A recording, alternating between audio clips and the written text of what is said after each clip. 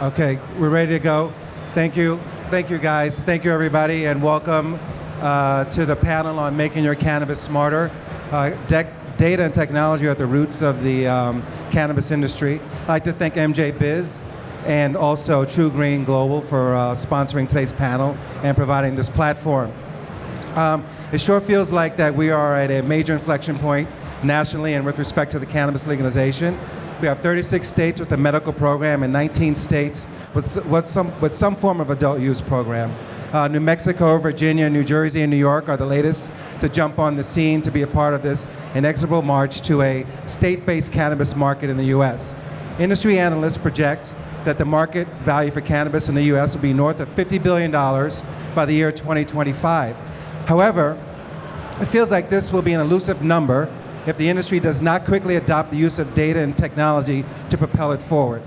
The doors have opened recently, and there seems to be a really swift move to incorporate technology at every level of the supply chain. Apple's recent decision to let iPhone apps process cannabis transactions have changed the industry forever, I believe. Within hours of that, companies like Weedmaps saw exponential growth in their orders through their app. Shortly thereafter, Ease announced that it was acquiring MSO Green Dragon, which would give us cannabis license in two states to start. Our own Akerna here on MJ Freeway's Cannabis Menu Management announces a new ordering platform and delivering options. So, and Dutchie was able to increase double its market value in this latest round. So investors are now betting big on technology and traffic, and not so much on dispensaries and brick and mortar alone. We have an excellent panel here today. Joining us, industry experts and veterans, to chop it up a bit and potentially give some good insight on this secular movement in the industry. So I'll introduce these guys. Actually, I have to give the short bios because their bona fides are so big. But my name, I'm John Gilstrap. I'm not Jerry Rice, by the way. And I'm sorry if I sold you a couple of autographs, but I'm not going to give it back. So I'm John Gilstrap. I'm co-founder of Awaken Space, which is a CBD products company focused on black women and families. And to my left, we have here Jessica Billingsley. She's the founder of Akerna and today serves as a CEO and board chair. She is an accomplished innovator, executive, and board member in public and private international technology with over 20 years of experience. She co-founded MJ Freeway in 2010, where she served as president until 2018 and later as a CEO until MJ Freeway was acquired by Emtech to form Akerna. You guys mix me up here. So to Jessica's left, we have Gary Allen. Gary joined New Frontier Data in 2017 as COO and now serves as the company's CEO. Gary is well known for his early accomplishments in marketing technology, including the creation of the first mobile banking app for ABN AMRO in 1998, building the market-leading bid management reporting tool for Performix, which was purchased by DoubleClick in 2004 and subsequently purchased by Google. Google purchased DoubleClick in 2007. Now, going down the line further, we have Tim Daly, not the actor, but Tim Daly, the technologist. Tim is the co-founder and president of True Green Global. He works with global brands, governments, retailers, MSOs, dispensaries, and media companies to promote the benefits and advocate new use cases for NFC. We're going to dig into what that is, and UHF RID. Tim is well known globally as a thought leader in the IoT space. His vision led to the creation of the first SaaS platform for managing NFC IDs in the cloud. And going on down the line, I've never read this much since my kids were little, but we're going to keep going here. We have Jesse Shannon. Jesse joined Columbia Care in December 2019 as Chief Growth Officer. Jesse is an accomplished leader with over a decade of experience in digital marketing, consumer targeting, grassroots campaign, and social media. He has advised and worked with some of the largest brands in the agencies of the world, including Microsoft, AT&T, Honda, Starbucks, NBC, Red Bull, and others.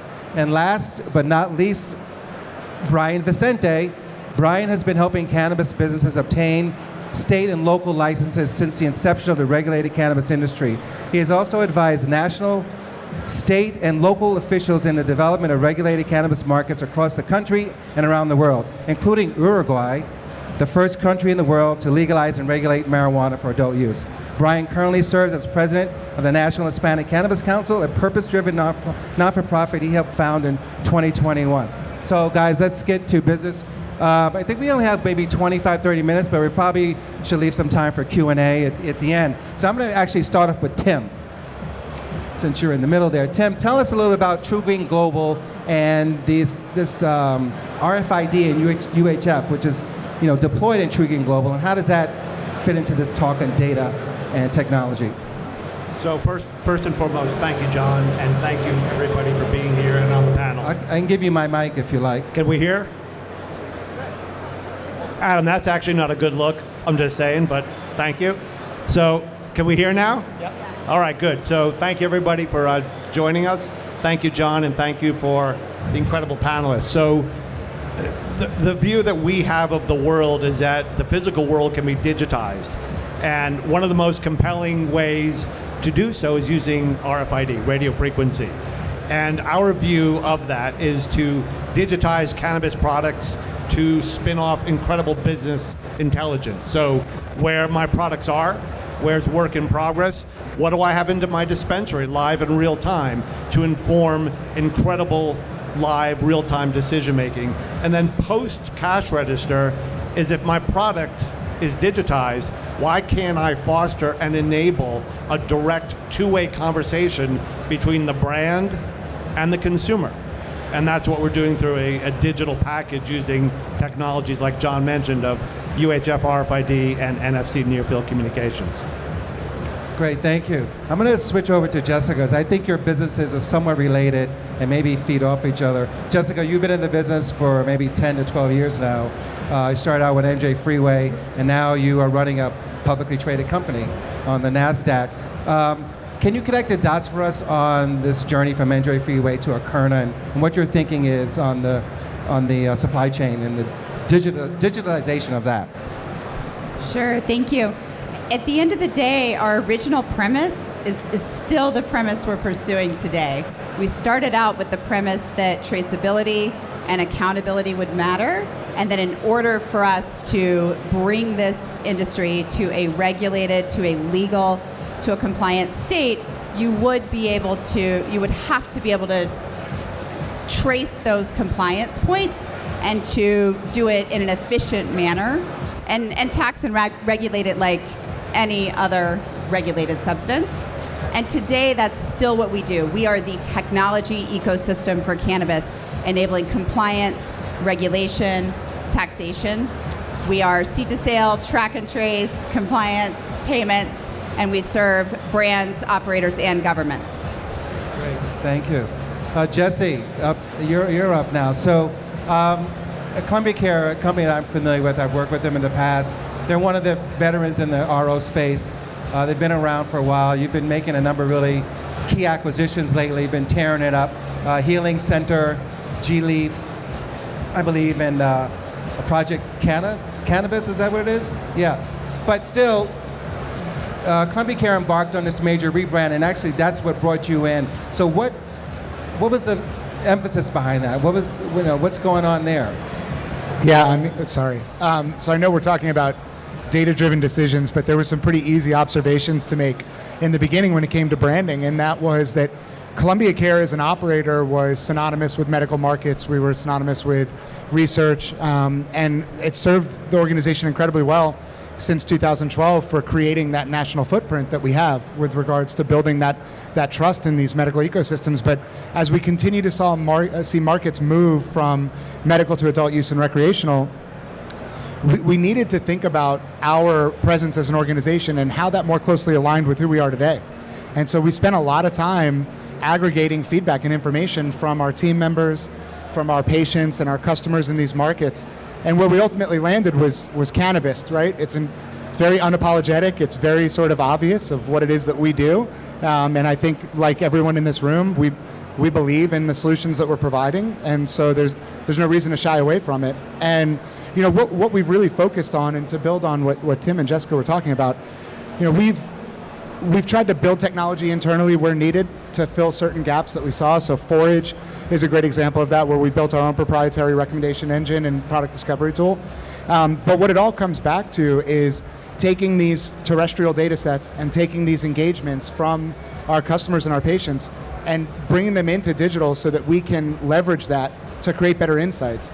And that goes everything from merchandising to product selection to garden planning, how we think about cultivation in markets as they move from medical to adult use programs. And so we have the pleasure of working with pretty much everyone on the panel, as well as many other incredible teams here that are displaying. And data is at the core of everything that we do. It's the background that I come from. And so at the end of the day, we want to understand those things that are making that experience unique and try to create our retail experiences and products to complement those things. Do you feel that there is a potential for a cannabis flower to be somewhat commoditized and prices will collapse? So therefore the focus will, maybe data and tech is, going to help mitigate that slide for you? Yeah, I think in short, anytime that you can take the guesswork out of decisions when it comes to things that are mission critical to the business, that is absolutely the right direction to take. And so for us right now, in our industry, we're going to continue to see that downward pressure with regards to pricing on products and wholesale and all of those things. Brands and creating product forms and formats that closely align to the outcomes that people are looking for, and building that level of sort of awareness around what makes those things unique, I think is incredibly important. We have to invest in that from a cultivation manufacturing point of view, and we have to invest in that from a customer and branding point of view in order to be able to lead that conversation, so that we're not hanging those operations teams out to dry. Right. So it really comes back on us to find those learnings and create those insights. Right. We should have a passive relationship with our data, but an active relationship with insights. So there's tons of data in the space. That's great. The insights are what's important, and right now for us, that's around what's resonating with our customers and patients, and how can we help to steer them to trying new things that they can integrate in their life. Great, thank you. Brian, I have a question for you. You've been operating helping businesses get started in these legal markets for, I don't know, maybe 10 to 12 years now, and all over the United States. So, and I work with a lot of emerging businesses. Everybody's out there. We got to sell. We got to grow. But there's another piece of that business that's critical for longevity, and that's maybe compliance and regulatory stuff. Tell me how you see that fitting into this talk about data and smart technology. Sure, no, I appreciate that. And I'll say it's a little bit of a pinch me moment when I'm on panels like this. I've been doing this sort of work full time since 2004. So let me just ask a question. Who here has been working in the cannabis space for more than 10 years? More than 10 years. What about more than 15 years? So being a couple of us, right on, being on a panel, like 15 years ago when I started doing this, you didn't track data, right? You did not want to track data. You didn't want to digitize anything. You wanted to keep it off the books because it was illegal. And guess what? It's still illegal federally, but it's legal in a lot of different states, right? So the fact that we are now having these individuals coming from the tech field in here, we're digitizing things, we're tracking data, we're making consumer experiences better, we're allowing business owners to run better businesses, hopefully democratizing information so small business owners can come in, is really, really exciting. And so for me, my introduction to kind of cannabis and technology was about 15 years ago, 10 years ago. I would walk around for clients, I'm a lawyer, I would walk around their grows, arguably legal, right, what was going on. There weren't a lot of laws, but they'd say, hey, can you audit? Can you make sure that I'm following whatever laws there are? There's not many, but can you make sure I'm following them? So I'd walk around with literally a clipboard and a pen, and I would make marks about the ordinances. What are they doing? What are they doing right? What are they doing wrong? And and frankly, we didn't want any more data than that, right? We didn't want a client with, to have his stuff seized, right? So then, after a couple years of doing that, it became clear to me, like, this is inefficient. This is becoming more mainstream. That clients deserve to have, access to actual digital information. So we started a company, Simplify, which is now prominent in the cannabis space, helps people do audits, and really kind of it basically streamlines a lot of this information that was required previously. So we've come a long way. But really the foundation for all of this, and then I'll turn it back over, is compliance, right? The foundation for every business on this stage, foundation for every business in this room, this gigantic room we're all in, is compliance, right? If you have cannabis businesses that are following the laws, following the rules, the system works, right? If they get out of that and they're not following the rules, they're going to get dinged. They may go to jail, they may have a civil fine, but they may also go to jail, right? That's the world we live in. And so the solutions that we're talking about today are a big part of helping those individuals walk the straight line. If they have the RFD tags, if they have the compliance software, they can continue to operate, functional businesses, and the system will keep on. So we worked with over 1,000 cannabis businesses in my law firm, and the data leaps that we're seeing are just so excited. So excited to be part of it. Great, thank you. Gary, we haven't forgotten about you, Gary. I have nothing to say now. Now, I'm sure you'll have plenty to say. So I remember running into New Frontier at a Lift & Co. conference in Toronto back in 2017, 2018, and no one was really at the booth. Now you guys are I think, have exploded onto the scene. Tell us a little bit about what New Frontier does and how did cannabis become the industry that you guys picked to start in? Absolutely. Can you hear me? No. Let's try this one. There we go.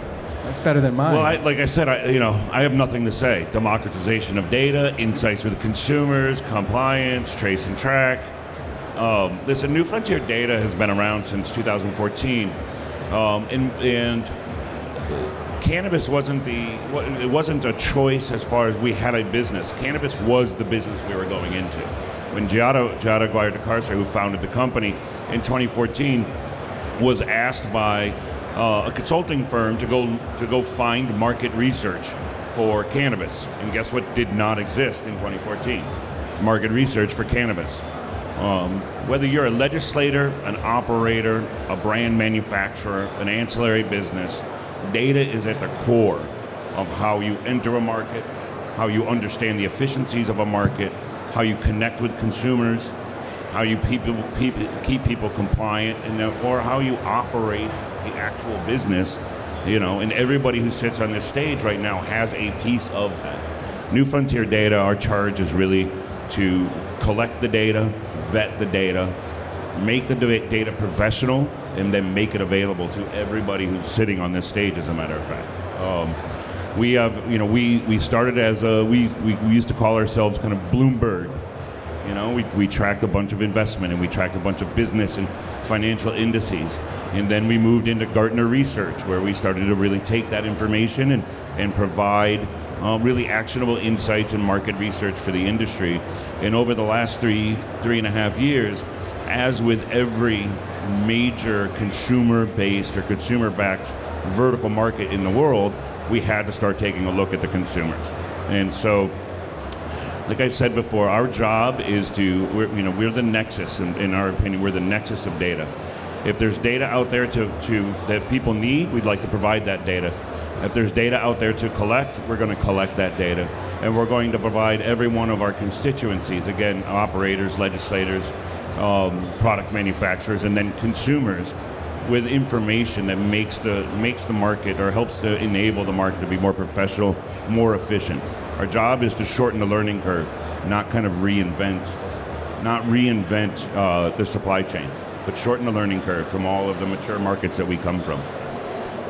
Great, thank you. I want to get into some use cases in a minute, but first I want to go back to these municipalities and regulated markets, and maybe this is a question again for Brian and Gary. I spent a lot of time traveling around New York State, for example, talking to county officials, local electeds, about what a cannabis market can look like in New York.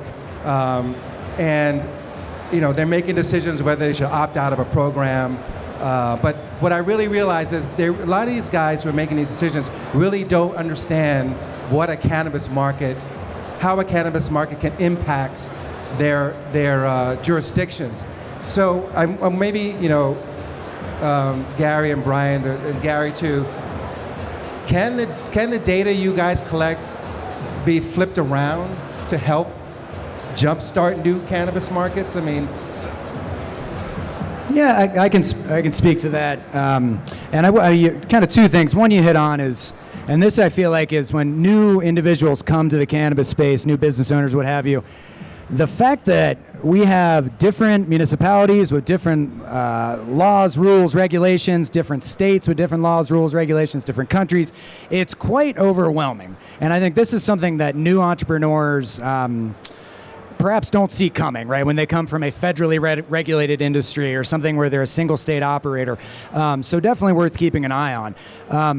From these businesses that have been, successful over the years, we're getting tons of data about job production, about economic production, about social services benefiting from this tax revenue.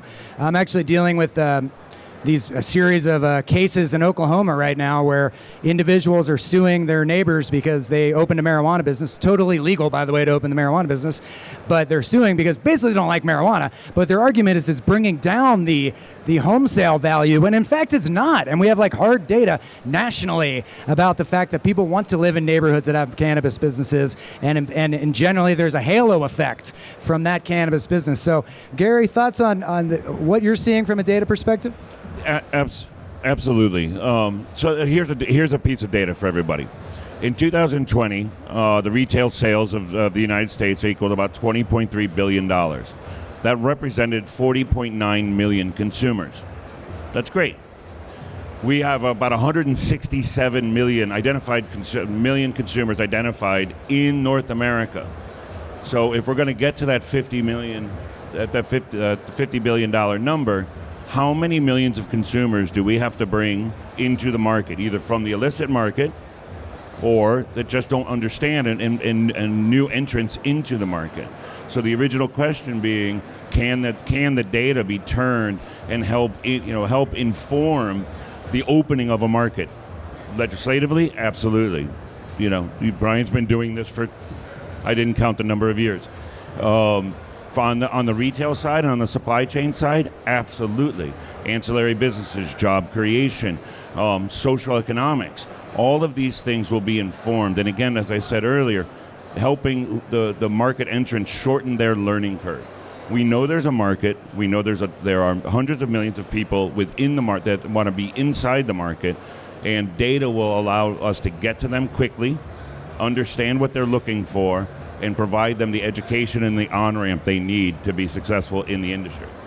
Yeah, I remember in our conversations about the panel, we were talking, it's possible to track where a person leaves a dispensary, right, and know maybe where they go afterwards. So maybe they go to the movies, or maybe they go to the park. And if you are an economic developer, you can use that data to say, well, maybe I need to augment these areas of the marketplace because I know this is the path, right? But be careful where you go after dispensary, because somebody on this panel is tracking that information. Let's get to some use cases. Jessica, you guys have been growing. Trellis, I think, is an acquisition recently, and Ample Organics pre-pandemic. Let's say that I'm one of these emerging or aspiring license holders in New York State, and I want to open up a cultivation operation. How can Akerna help me? How can I be great? Sure, and thank you for calling out our product acquisitions. I think what is, in addition to Trellis and Ample Organics, we've added Viridian Sciences and most recently 365 Cannabis to our portfolio. And what's so exciting about that is that we have solidified the ability to connect our compliance, which is table stakes for the industry, to connect that compliance, to connect our ecosystem with more than 80 integrations to anything you might want to use that's related to cannabis technology. And we are now tied to every mainstream tax and financial system that you might want to use for your business as you grow. So everything from spreadsheets to QuickBooks to Sage to NetSuite to SAP, and of course, most recently with 365, also Microsoft 365 Dynamics. So if you're a cultivator in New York, We're going to evaluate with you where you are today, where you want to grow, what other markets in which you want to operate. We're going to help you pick a financial system and provide the table stakes compliance, as well as the retail and data analytics tools to run your business from soup to nuts. Are you finding that the capabilities of companies you come in contact with are all over the map? I mean, some have really good systems, some have bespoke systems. Is that a challenge for you going into a company or into a market? What's wonderful and a challenge in this industry, so many things are this two edges of a blade, if you will, or two sides of a coin. We have clients who have started with us and done their first 100,000 in revenue with us, and today they've grown with us and they're doing hundreds of million in revenue. And I think that's the difference. The difference is being able to serve you through the full life cycle as you grow. And cannabis, as an emerging industry, is still making these tech decisions. We are still, and I would say that many of the operators, with of course Columbia Care being a standout who is looking at data and looking at it in a really smart way, many operators within the industry are not tracking all of the data points that matter for a very mature business in terms of ROI, yields, what's your basket size, when did somebody come in, and all of those things. As the industry continues to get more competitive, the more you can be on top of your data, the better you're going to be able to have your business perform. At the end of the day, software, data analytics, any of these tools, they should all, if you're picking something, it should provide many times over more value than it costs. And that's the evaluation metric. Hey, can you with your tools, and a great example of this is a client of ours who the bud tender was weighing heavy, and this is a standard practice for deli style retailers in the industry. Their analytics showed that one bud tender was weighing heavy to the tune of 20 grand a year. And in this case, it wasn't theft. He wasn't giving it to his friends. He was just very generous in every transaction. And they were able to adjust their tolerances to do something about that. But that alone, that one thing, that one report paid for their software that year. All right. I'm going to be calling you later. Tim, talk a little bit about the True Green global product, and what's the power of that? What problem are you solving for people along the supply chain? Microphone merry-go-round. Sorry about that. So I think, John, what you asked were some of the use cases from our perspective. Right. What problem is your product solving for a cultivator or distributor? So I think the use case and the problem we're solving for a MSO producer dispensary is obvious. Having a digital product that you can track in the supply chain, that you can authenticate at any time in near real time, to have a live inventory in your dispensary that is providing and spinning off data that is of value. So if I have too much of something, I can perhaps inform a pricing decision or offer to my VIP clients. So having real-time data, product-based inventories and work in progress is invaluable. It eliminates diversion, tampering, all that good stuff. On the consumer side, I think that there is a challenge creating connections that matter between the brands and the consumer. And oftentimes what I hear is that producers don't know who their customers truly are. So if we can create a connection of value, education, it's a great use case, is inform me, teach me more about dosing, what are the side effects, what is this product going to do? To understand better the certificate of analysis, where does it come from? Jessica and their company is spinning off rich data from seed to sale. Well, how do we use that data in a way that is informing a consumer decision and strengthening the bond between producer and consumer? And so a great use case is show me what I'm consuming. What is a terpene? Describe to me what the terpene analysis is. What does a THC of this % mean to me? So it's empowerment of the consumer is a really simple and valuable use case. Yeah, that is really important. I mean, if you look at the New Jersey regs, which came out a month ago, the labeling requirements alone on a product is the size of my sheet here. I know it all cannot fit on a product, but it's important. The transparency and traceability is important. So I guess if you can find a way, I think your product, you tap something and pops up a menu of data points on a particular product, right? I think the secret sauce for us is there's a lot of disparate data islands that are floating around the cannabis ocean. And what I like to try to think of what we do well is we create connections to these islands to provide useful and actionable intelligence to a business in the most simplistic sense. So Jesse, I was checking your vest out when you came in. It's very cool. It says Cannabar on it, and I know there's a couple of cool new terms that Columbia Care has on the marketplace, like Cannabar and Cannabis. And I think that's part of the rebranding. What's that all about? And Yeah, so Cannabis is the new retail platform that we've launched throughout the country. We've made a commitment to obviously moving a lot of our legacy infrastructure over to this concept. It's more than just a rebranding.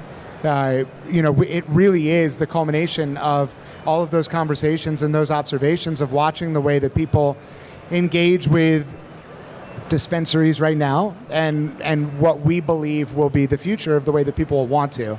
And, look, I think if you've never been to a dispensary before, it can be a bit intimidating, right? If you've ever brought a friend into one, sometimes it can be a bit intimidating. It can be a bit transactional.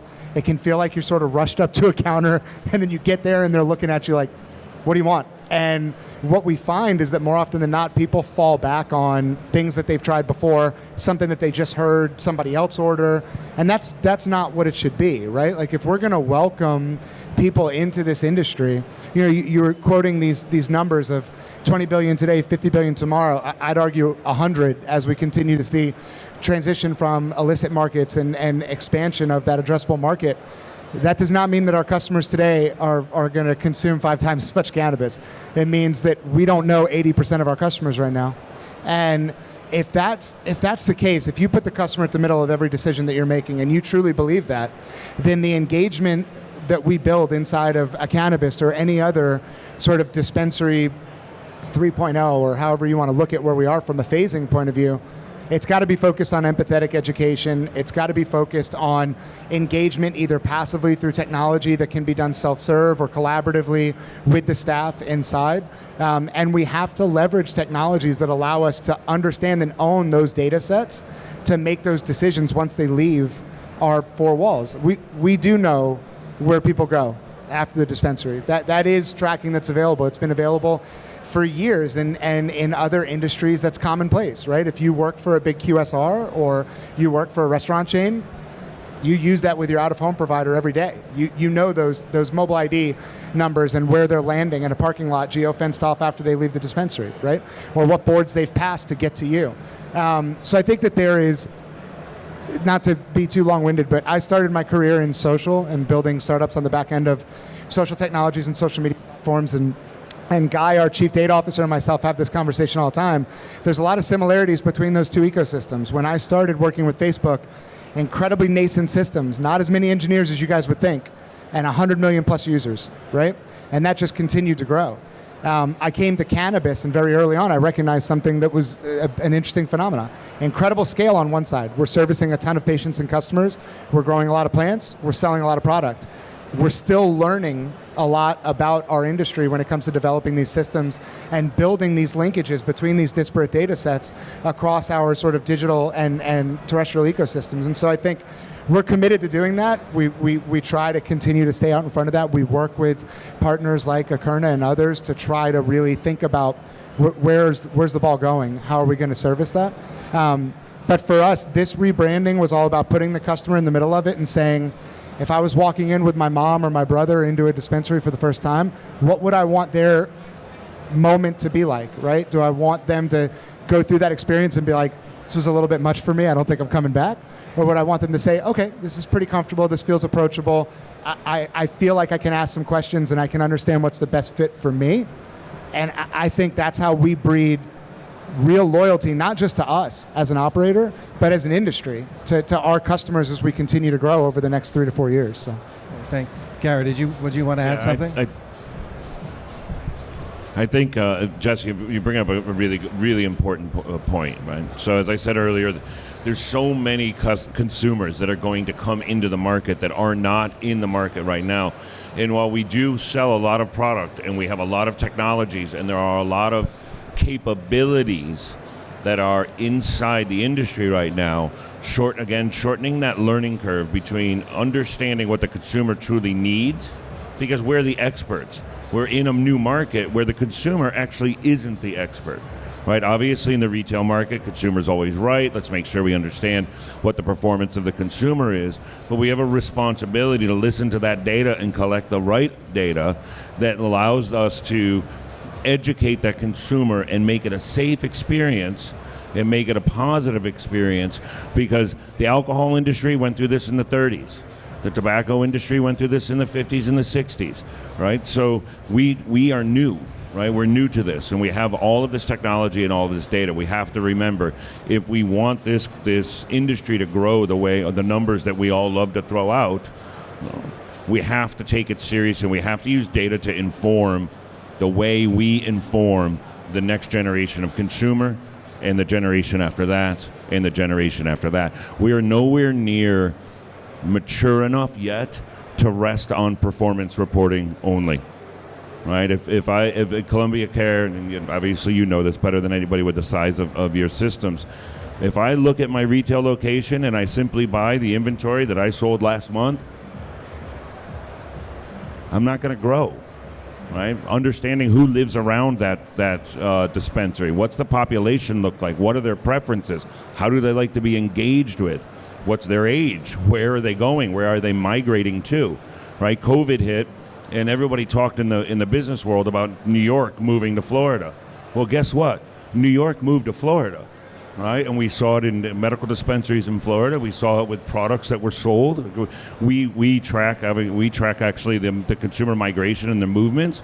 And so we have to take all of that information together and really commit as an industry to be safe, to be smart, but inform the person, the constituency that we're really trying to serve, and that's the consumer, right?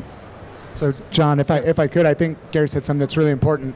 One of the things that we recognized really early on, and the reason why we built Forage as a platform, is that when you think about those decisions that you're making off data, we were making decisions off data in arrear.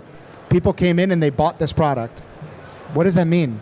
In our industry, it means it was there, right? It doesn't mean it's what they wanted.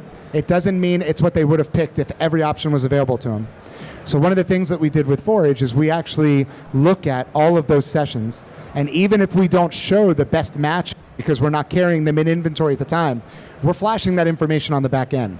And so we can now go in and we can see in an individual market, what are people searching for, what are they matching with? If everything was available, all 6,000 plus strains that we have categorized in that system, if all things were equal and available, what would you have picked? What would you have matched with? And leveraging those data sets for doing dynamic planning and capacity planning in our gardens and cultivation facilities, thinking about merchandising, third parties, and some of the brand partnerships that we launch moving forward. That was a missing data set for us that I think it's a missing data set for a lot of us in the industry, and we had to get to that. Yeah, no, I think you guys are making some really excellent points. I also spent a lot of time doing consulting in the diversity and inclusion space in the industry, and I think that what I'm learning from you guys, the right deployment or utilization of data can really maybe even the playing field to emerging companies or women or minority-owned businesses that are getting into the space, because maybe you can shorten the learning curve getting into the marketplace or sourcing the right product. So my company is focused on black women and families, so I use data to come up with formulations or actually communication strategy, because it's an underserved market because it's underserved because no one's talking to that market. So I think the application of data is really important here. We're running short on time, and I wanted to maybe get to some questions, but does anybody have any predictions for the market on 2022 and 2023? I have one prediction. I think that the OCMs and the Office of Cannabis Managements around the country are going to have a new position, Chief Data and Technology Officer. How about that? To understand what's going on in their market and the systems that are out there. That's my prediction. Okay, well, of course, I'd love to put on my hat, chair of the United States Cannabis Council, for a minute here and predict that we will have some movement toward federal change in 21, 22. All right. And my wish for the industry is that, to your point, because it is good by every objective measure, we build in appropriate provisions for boutique, for cottage, for DEI, micro business programs. Those are good for innovation. Those are good for the industry as a whole. And I think if we approach it from that standpoint, we will ultimately build a better industry. Great. Here. So, I'm going to steal something from one of our investors. Normalization has come way before legalization. So my prediction for next year is that most of the brands, and you can actually see it at this show, most of the big multinational brands that have stayed away, either in media, in QSR, in servicing, ancillary servicing, those that have stayed away because of it not being federally legal are going to say the hell with it and come into the industry. And we're seeing that. We're definitely seeing that in the fast food industry right now. We're seeing it in the health and beauty industry right now. And I think I saw Paychex in another insurance company that's here. We're going to see people are going to stop waiting for the federal government to give them permission, and they're going to want access to the hundreds of millions of consumers that we have access to. I certainly am not going to try to say it better than my esteemed colleagues to my right, but I will say this to all of you. You guys made a good choice. If you're in this industry now or thinking about getting in it, this is the growth industry for America for the next 5 to 10 years. So, great choice. I think I saw our head of government affairs lurking around somewhere, so I'm not going to say anything on regulatory. I don't want to get in trouble for a crystal ball. But I will say, I think that with normalization from a regulatory point of view, we will see more channels open up from a marketing as far as inventories, publishers, OTT, maybe even television someday, heaven forbid, which I think get educational messages out more broadly to this consumer base that we're going to be welcoming into the industry, which I think is incredibly important. It's very difficult for us to tell stories right now with the channels that we have to leverage. I think those stories are important. I think that there's a lot of sort of brands and companies around the country that we should be highlighting that have done a lot for the space. And until we have broader channels to be able to communicate with people, it's difficult to tell those stories. So. Hey, I guess what I would add is I think we're going to see medical marijuana in places that we didn't think we'd see it in for a while, right? So the South, your Alabamas, your Mississippis, your North Carolinas. I think the next several years, some of those have already flipped, but they're going to be coming our way. I think that's really exciting. And I wanted to make a quick point about medical marijuana patients. And this was referenced a little bit earlier, but so much of this movement and so much reason we're here is because of medical marijuana patients and how that sort of opened the public's mind to the fact that marijuana is not this terrible drug. And I think technology can really benefit those patients, right? If I'm a patient and I see a label, and this label tells me what's actually in that flower, and that it's the same thing that allowed me to sleep or to get rid of my tremors last week, then that is so crucially important. For recreational consumers, maybe not as important yet, but if we can focus on getting medical patients real information about the products they're consuming, that would just be such a positive development. Thank you. We actually have a couple more minutes, and does anybody have any questions for the panel? Maybe one or two. I think you guys have answered every question. Let's give it up for these guys. Thank you so much. That was great.